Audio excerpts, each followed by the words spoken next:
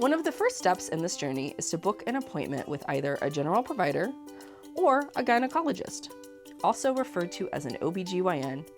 Here's a glimpse into what this visit with your OBGYN might look like and how you can prepare. Hi, Stephanie. It's good to see you. What brings you in today?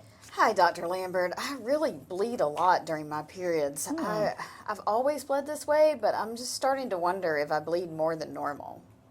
I'm sorry to hear that. You know, you've never brought this concern up in the past. Did this start happening recently? Can you tell me more about how long your periods are and how much you bleed? I've never paid much attention to this issue before. My mother also had heavy periods, so I assumed we were just a family of heavy bleeders. But truthfully, my periods have always gotten in the way of my daily life.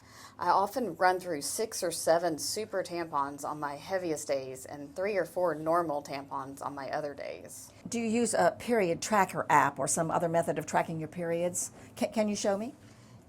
Yes, I've been using a period tracking app for the last few months, and it shows my last 3 periods each lasted 10 days. I also tracked how much I've been bleeding during my last few periods, and I brought this with me as well. It's the menstrual chart from Better You Kow, and my score indicates I have heavy menstrual bleeding.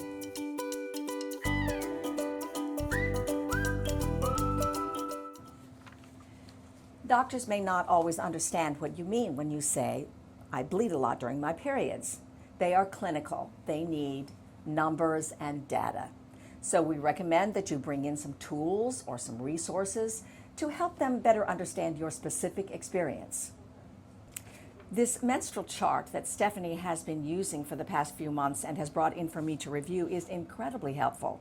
It tells me how long she has been bleeding and for how much. It helps me better understand her experience. This is very helpful.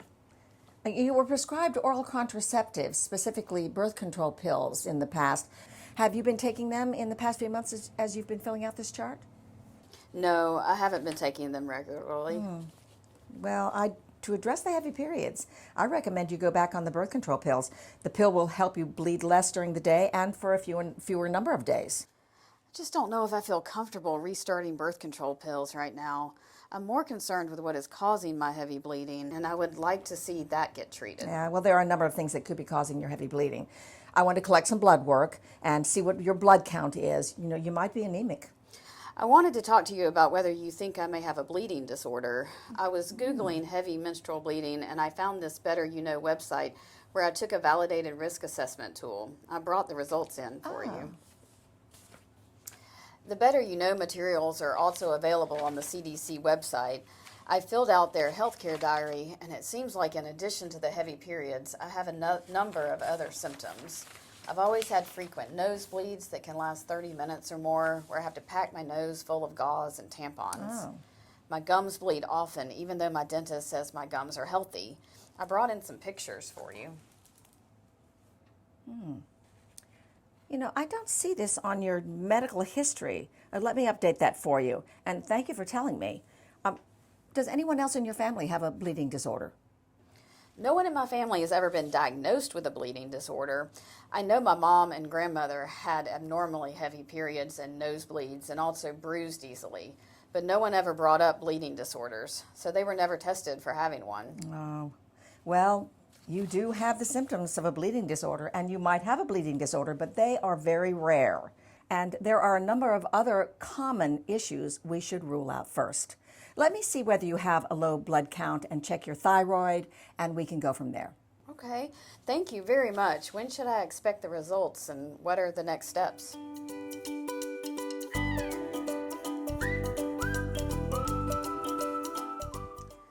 It's important to communicate openly with your OBGYN, even though it might be hard to talk about some of your experiences and symptoms. As a patient, I try to share as much information as possible and ask questions about anything I'm unfamiliar with. I always try to use I statements to present my personal experiences as much as possible. If I need to push back, I make sure to do it in a constructive way that ultimately helps me better advocate for the testing and care I want. Always be sure to ask about what the next steps look like. If information is difficult to understand verbally, ask the healthcare provider to draw diagrams or refer to pictures. Be sure to take notes and ask for written instructions if you are given information on treatment. The nurse will come back in to take some blood, and we should have the results in 3 to 5 days. If I'm able to rule out some of those other common conditions, it may be likely that you do have a blood disorder, and I would refer you to a hematologist. How does that sound? That's a very helpful explanation. I appreciate your walking me through those next steps. I look forward to getting my results back and finding out what's been causing my symptoms. Thank you for all your help.